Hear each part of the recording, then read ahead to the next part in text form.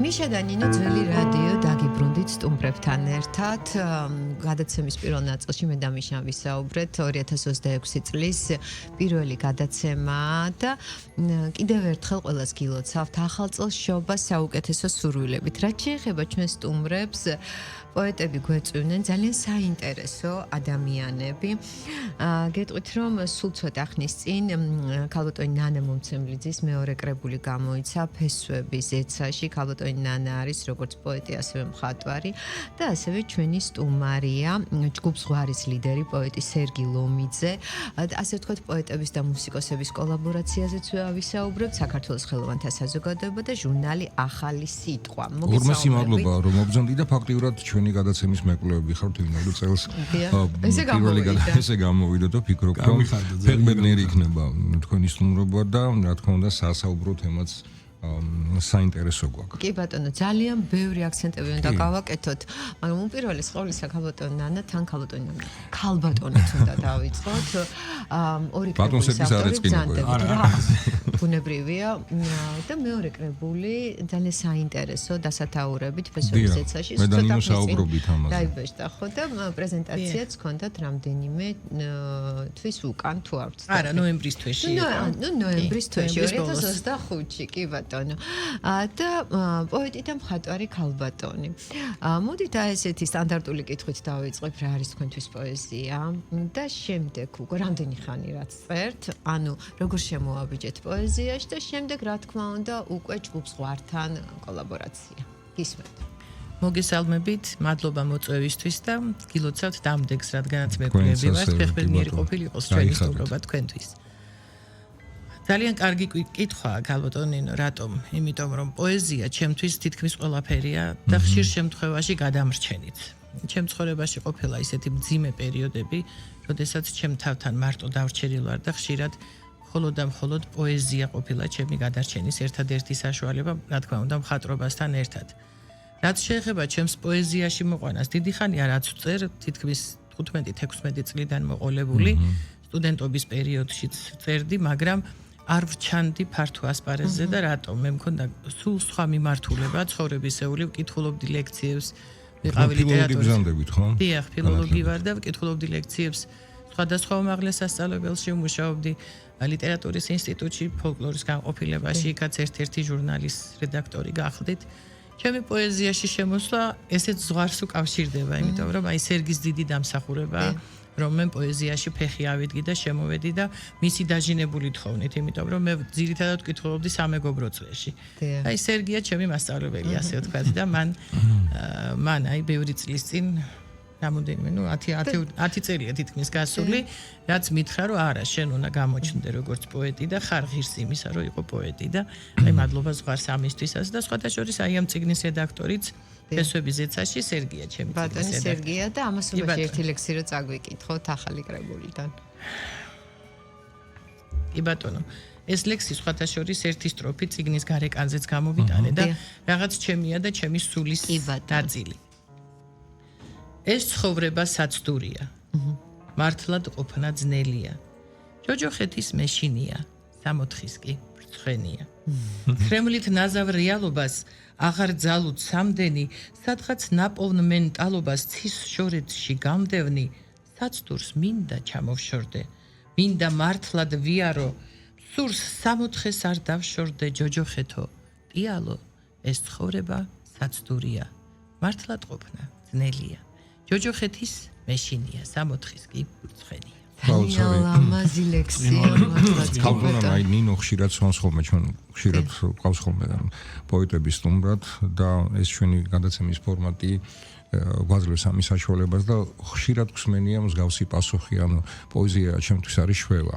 თქვენ პირველი არ ახართ ვინც ამას ამბობს და მე ფიქრობ რომ პოეზია მარტო მართლა სიტყვების როგორ გითხრა, რითმები არ არის მხოლოდ, იმიტომ რომ თუ არა გაქვს სულის ნაწილია, ფიქრობ და აი სწორედ ამ ლექსში რაც თქვენ ახლა წაიკითხეთ, აი ეს გამოვლინდა ნამდვილად.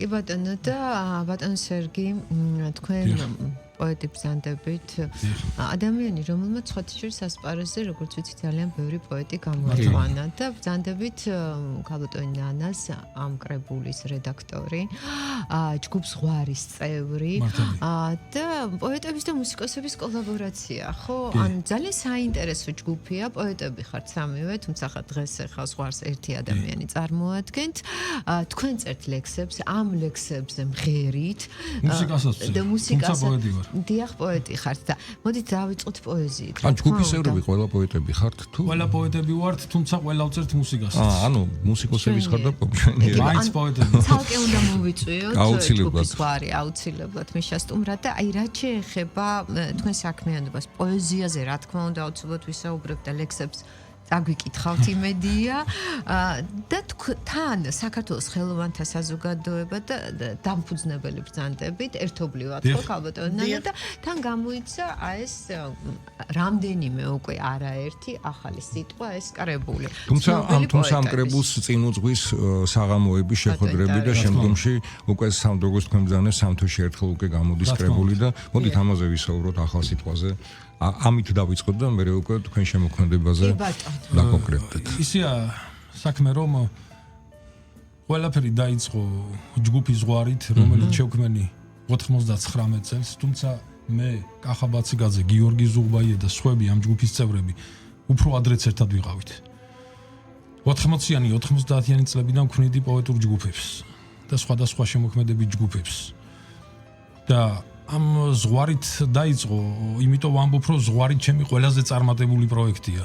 ნომერი პირველი ჯგუფი და ასე ეძახიან ხშირად, იმიტომ რომ ლიტერატურაში უჭირთ პოეტებს ერთად ყოფნა და ეს კიდე დიდი ხანი ერთად ვართ. ძალიან უჭირთ პოეტები რომ შეიკრიბებიან, აი ძალიან უჭირთ ჯგუფად ჩამოყალიბება. აი ჟურნალთან ახლა მივალ როგორ 10-იანი წლების ბოლოს გავიცანით ნანი. ნანი გახდა ჩვენი ყველაზე ახლო მეგობარი, ანუ კახა ზუღბა და ნანი ესენი არიან ჩემი უახლოესი მეგობრები და ჩვენ გადავწყვიტეთ ჩამოგვეყალიბებინა ერთად გადავწყვიტეთ საქართველოს ხელოვანთა საზოგადოება რასაც მოყვა ეს ჟურნალი ისე მოხდა რომ საქართველოს ხელოვანთა საზოგადოების თავმჯდომარედ ავირჩიეთ კახა ბაციგაძე მე საპატიო თავმჯდომარედ დამნიშნეს და შევლათაც მოადგილეთაც და ასე შემდეგ და ნანი ავირჩიეთ სწორედ ამ ჟურნალის რედაქტორად. იმიტომ რომ საერთოდ ისე არის ყველა ეს ადამიანი მაინც მართალია ის რომ მე შემოვიყვანე ხელოვნებაში. მაგრამ ნანის აქვს უზარმაზარი ენერგია და ორგანიზატორული ნიჭი და ენერგია ძალიან დიდი. და ამიტომ ჟურნალის რედაქტორობა არის ყველაზე რთული საქმე დღეს საქართველოში. არ არის მარტივი ნამდვილად. ყველაზე რთული საქმე. და პოეტისთვის მithumetes. აი მართალი ხარ. აი პოეტისთვის განსაკუთრებით რთულია, იმიტომ რომ პოეტი საერთოდ საში დაფრინავს და ნანიმ როგორ მოახერხა პოეტმა რომ ურედაქტორა და სხვათა შორის წინვალე ნომრები გამოვიდა. ერთი გვეწუნება ჩვენ ჯგუფს ზღვარს. შემდეგი ნომერი მიეწუნა გალაქტიონს. ანტერენტი გრანეს შეიძლება შემეშალოს თანამიმდევრობა. სხვათა შორის ძალიან ბევრ ამის წაიკითხავთ, რაც ყველა მარიცის. კი ბატონო. და სულ ბოლო ნომერი მიეწუნა ჯერჯერობით ბოლო ნომერი ტარიელ ხარხელაურს. აი ეს არის 4 ნომერი. ანუ 4 ნომერი. 4 ნომერი, ნუ გალაქტიონი ვერ ვნახეთ და ვერ წამოგიდეთ ახლა ამ ეტაპზე, მაგრამ კი ბატონო. ძალიან საინტერესო ჟურნალია, იმიტომ რომ სხვადასხვა რაღაცა სხვადასხვა თემებია შეთ გაშლილი და ნახავთ. ისიც გამიხარდა რომ აი ახლა იყო ნანის იუბილე და ეს წიგნი მოასწრო იმ იუბილისთვის, ეს მისი მეორე წიგნია, რედაქტორი მე ვარ და ძალიან გამიხარდა რომ წიგნი მოასწრო. ჩემთვის კიდევ ერთხელ მოვა, პირადად მე თუ მკითხავთ, დღეს ყველაზე მთავარია სწორედ ზღვარი და ეს საზოგადოება. ეს ხელოვანთა საზოგადოება. აი ეს ორი რამ არის, რაც ჩემთვის მე ფაქტიურად მეც არაფერს არ ვაკეთებ, მთელი ცხოვრება ვცდილობ არაფერი გავაკეთო ხელოვნების გარდა. პოეტებს ძანდებ. კი. მთელი ცხოვრება ვცდილობ რომ ვიყო ბოლომდე ფანატიკოსი. ბატონო, ძალიან იშვიათია თქვენ ბრძანებთ რომ ანუ პოეტების ჯგუფი ანუ ხო ხტებით, ანუ ისევე როგორც რთულია პოეტისთვის რედაქტირება, ასევე რთულია პოეტისთვის სადმე ჯგუფში გაერთიანება, მაგრამ აი ძალიან მიხარია და მინდა რომ აი ნინომას თქვა რომ თქვენი ჯგუფის წევრებთან ერთად გვეწვიოთ, იმიტომ რომ პოეტების ჯგუფი და თან მუსიკოსები, ეს არის ძალიან აი ხშირად ვამბობ საინტერესო რაღაცას რომ როცა ძალიან ბევრი მეკითხება, ბევრს გონია რომ მე ვარ ასეთი რომ პირველობისკენ მიდრეკილება არა, სინამდვილეში სხვები მეკითხებიან ვინ არის პირველი პოეტი, ვინ არის მე სულ პასუხობ პირველი პოეტი ვინ არის არ ვიცი, იმიტომ რომ კაცშვილმა არის. მაგრამ პირველი ჯგუფი რო ზღვარია ლიტერატურაში ეს ვიცი, იმიტომ რომ ძნელად იკრიბებიან პოეტები ერთად, დიდხანს რომ პოეტები გაჩერდნენ ერთად, ასეთი რამე. მეგობრობა, ზღვარის ურთიერთობა. ანუ თუ გინდა იყო ერთგულება და მეგობრობა. თუ გინდა იყო ერთად, უნდა იყოთ მეგობრები. რა თქმა უნდა, ეს ნებისმიერ პროფესიაში ესე. კი, და პოეტები როგორ არიან, შეხვდებიან ერთმანეთს და მოდი, აბა რაღაცა გავაკეთოთ და მეგობრობა არ არის საფუძველი და ამიტომ იშილებიან მალე. ანუ არა მარტო პოეტები, ეს ზოგადად ასე ხდება, ალბათ ამეთანხმებით ნებისმიერ სფეროში. ანუ როდესაც აი თუნდაც მე და მიშას ტანდემი დუეტი ვართ ეთერში, პირველი არის საფუძველი ის რომ გაამართლა დუეტო მეგობრობა. ამას ძალიან დიდი მნიშვნელობა ნებისმიერ პროფესიის წარმომადგენლისთვის და ახლა ჩვენ შეგვიძლია თქვენთან არაერთ თემაზე ვისაუბროთ, ამიტომ ისევ მინდა დავუბრუნდე აუცილებლად ამ ორგანიზაციას საქართველოს ხელოვანთა საზოგადოება. იდეა იყო თქვენი. სინამდვილე რო გითხრათ, იცით როგორ არის? საბოლოო ჯამში მაინც სულ სიტყვას ვიტყვი, ესე თქვა მემეტანება მაინც საბოლოოდ ყველა. როგორი თავმჯდომარე. არა, ვიცი რომ ეს ეთერში არ უნდა გამეჟღერებინა ეს მაგრამ. საბოლოო ჯამში მაინც ფორმატია. ბოლოს ასე იტყვიან რა და ასე ამობენ რომ სერგიმ შექმნა, სერგიმ გააკეთა, სათაური ჩემი დარქმეულია, მაგრამ სინამდვილეში უზარმაზარი შრომას დებს ამაში ყველანი და ეხლა მაგალითად კახა არის და საერთოდ გენიოსად მიმაჩნია ეს ადამიანი. ზუხვა ასევე.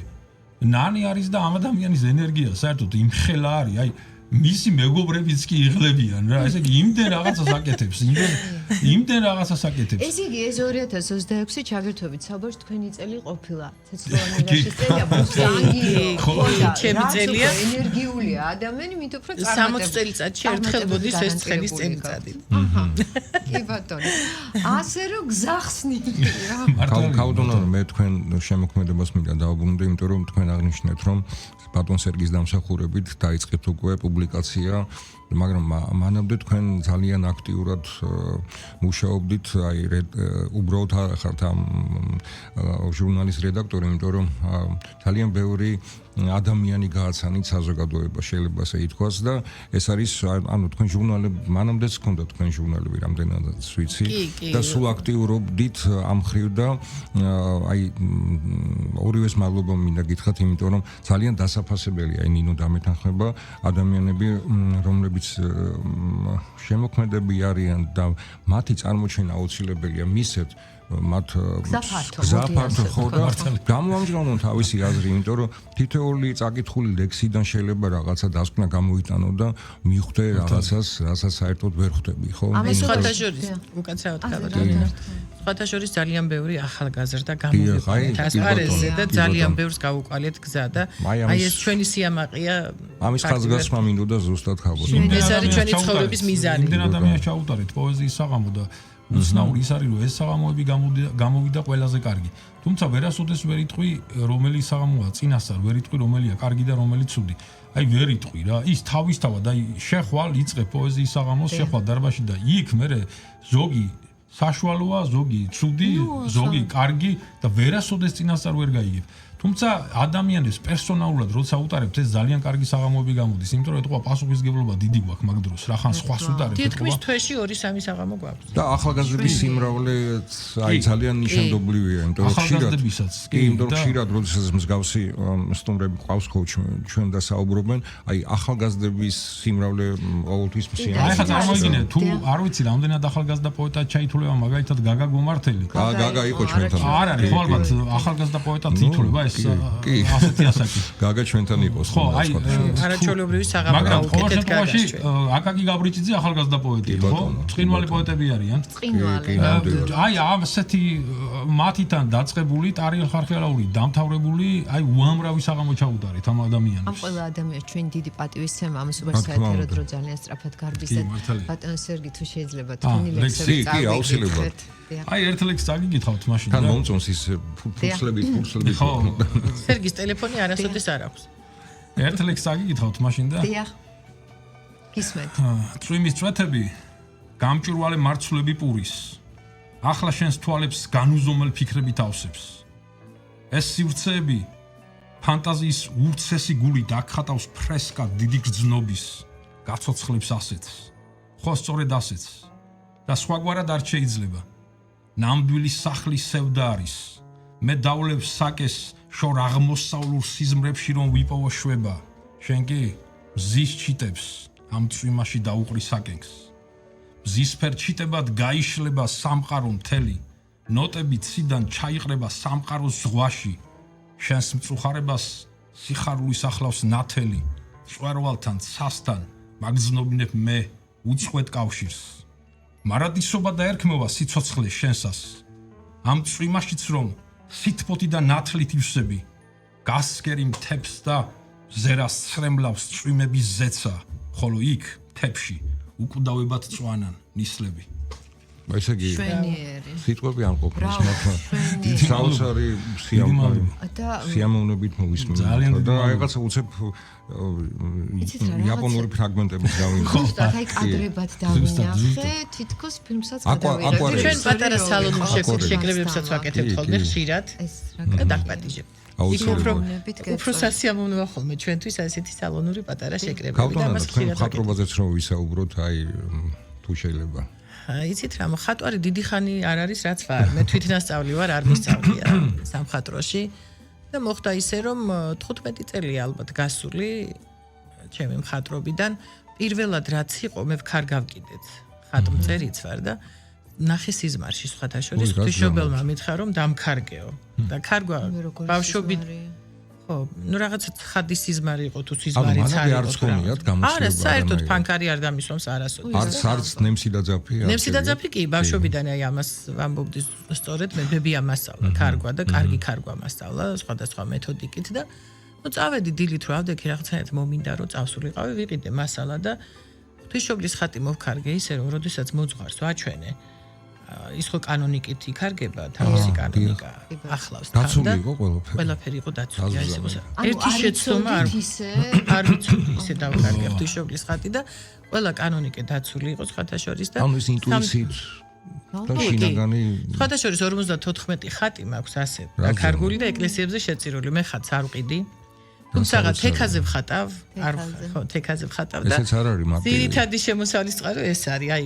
მაგრამ ისე მენანება ჩემი ის რომ ყიდი რომ რა ვიცი აი თელი სული გული მიაკ და ამას მირჩენია ყოველთვის გავაჩუქო ხოლმე იმიტომ რომ ვიცი რომ მელოჯახშიც არის და ეს მიხარია რომ თქვათ ჩემს მეგობართან არის და რა შეეხება გამოფენა ქონიათ ბევრი ძალიან მე აჭარიდან მოყოლებული თბილისში აი ახლა 5 თებერვალს წერეთლის სახელობის რუსთაველი მხატვრების გამოფენა იქაც ღებულობ მონაწილეობას არ არსებობს გამოფენა რომ მონაწილეობა არ მივიღო და პერსონალური გამოფენა 5 გამოფენა მქონდა იცით რა და აი რა შეეხება ინსპირაციას არის თქვენი მხატვრობის აი ეს უნდა მეკითხა ზუსტად ახლა ინსპირაცია პოეზია და პირუკუ კი ბატონო ხანდახან არის ხოლმე იცით რა არის მე ხშირად შეკვეთებზე ვმუშაობ იმიტომ რომ წეღანაც აღნიშნე ჩემი შემოსავლის წყარო ძირითადად ეს არის და შესაბამისად ახლა მუზას ვერ მოუხმობ იმიტომ რომ როცა შეკვეთა და რაღაცა ასლს ხოლმე რომ დახატა და ის ამ შემთხვევაში ვერ დაველოდები მუზას ხო ეს სამუშაო შესასრულებელია და უნდა გავაკეთო რა თქმა უნდა ძირითადად უფრო შეკვეთებს აი ფიროს მანზე გუდიაშვილის ნახატებზე და ზუსტად ერთ-ერთში შემიძლია გადავიტანო პორტრეტი და ნებისმიერ მხატვრის ნამუშევარი. თავისითაც ხატავს, აი სულ ჩემითაც ხატავ, მაგრამ აი ნაკლებად. როდის აღმოჩინეთ გავლენა? ეს ანუ ბავშვობიდან ქონდათ თუ?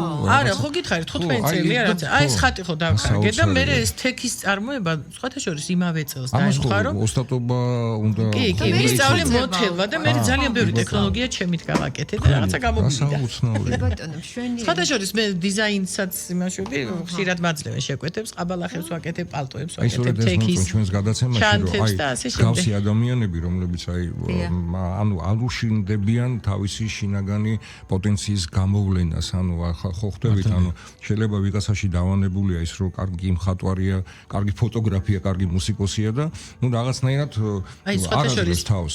სხვათა შორის მინდა აღვნიშნო, რომ აჭარაში მოღვაწეობდი 3 წლის განმავლობაში, იქ მქონდა ჟურნალი ხატი მამული. თბილისში იყო, მე აჭარაში ჩავიდა, ახლა ის თბილისში. ხო და აი ნახეთ, მოვიარე მთელი აჭარა, რომ ახალგაზრდები მეპოვნა, ვინც წერდა, ხატავდა იმ ჟურნალში იპოვნით უამრავ ახალგაზრდას სახელს.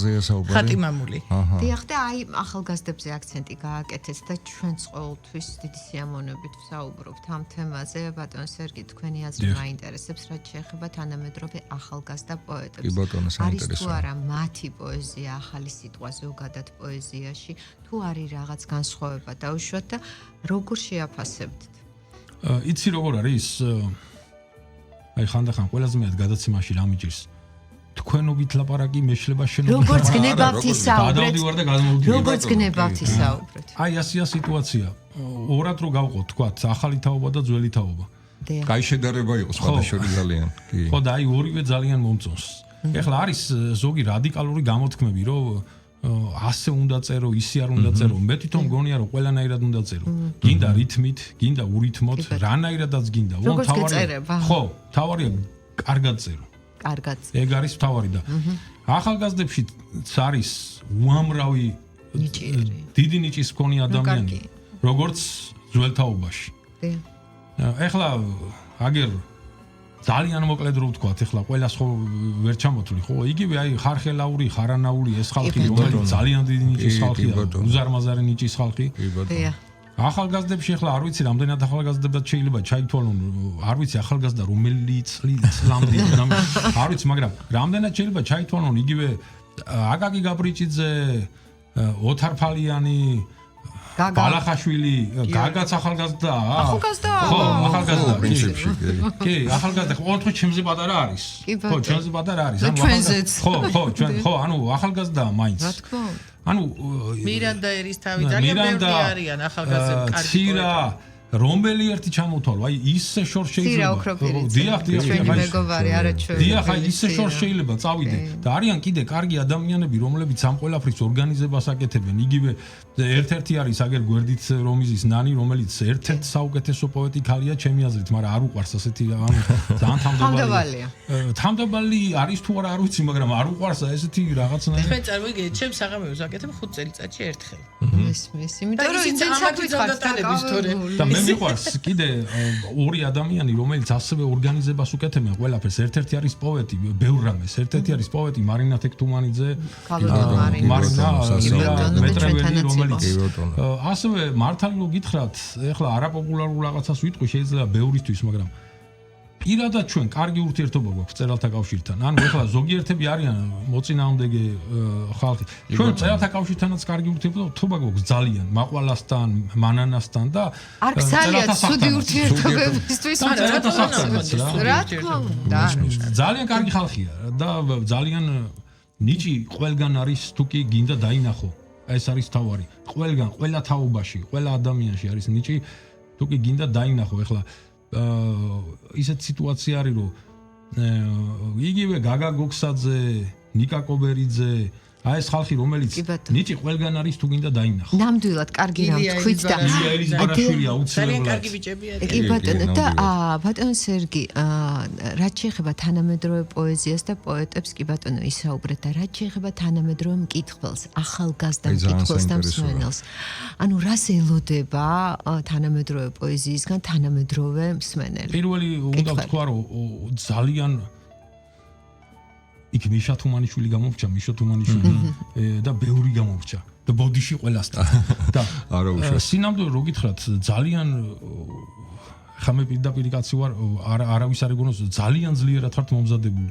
ესე იგი ისეთ კითხვებს ვამთ, რომ ძალიან არ არის ადვილი პასუხი. აი ხა მაგალითად კითხვაზე რო დამისვით, კითხვა. დამისვი კითხვა ესე გეტყვი. როგორც გნებავთ ისე მითხარით. აი ეგ ისეთი რთული კითხვაა, რომ მეტი არ შეიძლება. და მაინც ყოველ შემთხვევაში მარტივად გვიპასუხეთ. არ არის მარტივი, მაგრამ რატო იცი მე ძალიან მიყვარს ქართული მკითხველის მომზადების დონე, მაგრამ კიდევ უფრო მეტად მინდა რომ კითხულობდნენ. აი, ინტერესებდა მეც. აი, რაღაცნაირად მაინც თუმცა კი არიან, ეხლა არავინ არ თქვას პოეზიას ყველაზე მეტი თაყვანისმცემელი ყავს მე მგონი, იმიტომ რომ პოეზიის საქართველოში განსაკუთრებით. კი. რა თქმა უნდა. თუმცა აი ვაღიარებ ეხლა როგორ ინტერნეტი რაღაცები ესენი რო არსებობს თვითონ იქიდან უფრო იგებენ ვიდრე ის რო წიგნი გადაშალონ და ეგ მთლად კარგი არ არის, იმიტომ რომ კარგია ინტერნეტიც, მაგრამ ციგნს აქვს რაღაცა სხვა გაგება იმას რომ კითხულობ უფრო გესმის აი უფრო გესმის ვიდრე აი ინტერნეტიდან რო კითხულობ უფრო მალე გავიწყდება რაღაცას ვერ აკვირდები ეს ჯადოსნური რაღაც არის ციგთან და ვერ ვიგებ და ვერ ხსნი კი ბატონო ეს კარგი რამ თქვი ჯადოსნური კავშირია ციგნთან და ხეთქული საკეთება იმიტომ მართლა ჩვენ ახლა მე ერთი სულიმა კიდევ ერთხელ რო ლექსი წაიკითხოთ იმიტომ და სხვა ჩვენს ამაზე ძალიან ხშირად გვისაუბრია და ერთიც დავამატებ ხოლმე რომ იყო პერიოდი როდესაც საერთოდ მკითხველი მოშორდა